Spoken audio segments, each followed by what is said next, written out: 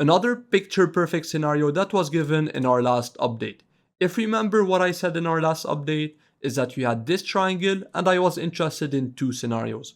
The first one was a fake out just below the triangle to then see a reversal to the upside, but the second scenario was a break below the triangle to see a much bigger drop, take out this low at $99,400 and then see a reversal to the upside. And if you go back to the charts, as you can see, that's exactly what happened. Now with that said, even though this scenario was very well predicted, I actually didn't trade it as well as I could have. Because what I did is that when we got the first fake out below the triangle, we had an imbalance, a close below the low, which was perfect to see a fake out. I liked the volume at the lows. I did decide to take a long trade right there, which did end up turning into a loss as price simply continued lower.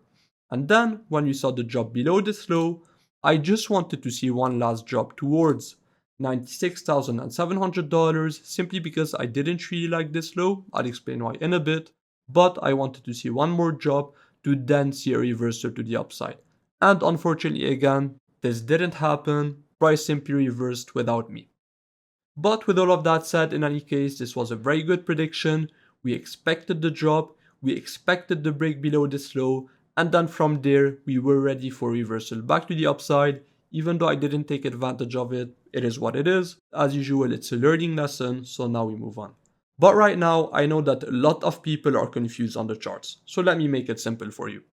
First of all, if we analyze this low, the reason that I don't really like it is simply because we have a double bottom, so we have this low and this low, which is a double bottom, and if I go on the 4-hour chart, it's just before finalizing this imbalance. And what I wanted to see was simply for price to take out this low, finalize this 4-hour imbalance at $96,700, and then to see a reversal to the upside. But as this didn't happen, this isn't a very strong low in my view, so that's something to keep in mind.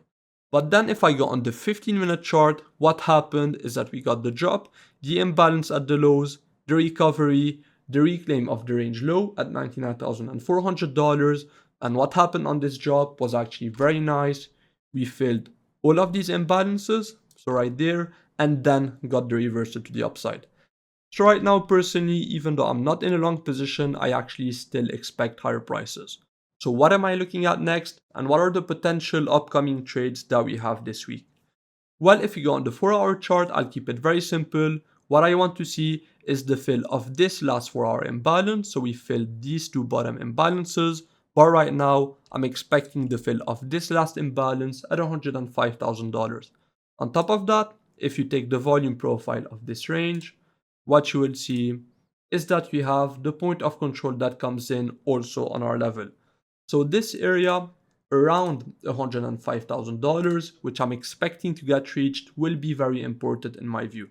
Because if we see a move up, for example, so if we see, for example, a drop and then a move up, and this offers a very nice reaction, then we could see a much bigger drop and a break back below this low, because as I said, in my view, this is not a very strong low. So now if you go on the lower time frames, as I'm still expecting a bit higher prices, what we can look for is of course day trading long positions. So what we have here first at the highs are multiple imbalances. As you can see, we have an imbalance right there, two imbalances right here, and yet another imbalance on this high. So what we could look for next is a bit further lower prices and a break back below the daily open. But then when we look at these two lows, of course, we have a higher low structure that personally I would like to see maintained. So let's say that we break back below the daily open. If we see the structure maintained and we see a reaction at the lows, of course, then this could offer a decent day trade for a move back up towards $105,000. And from there, of course, if we have no reactions, then you can hold on to your long positions.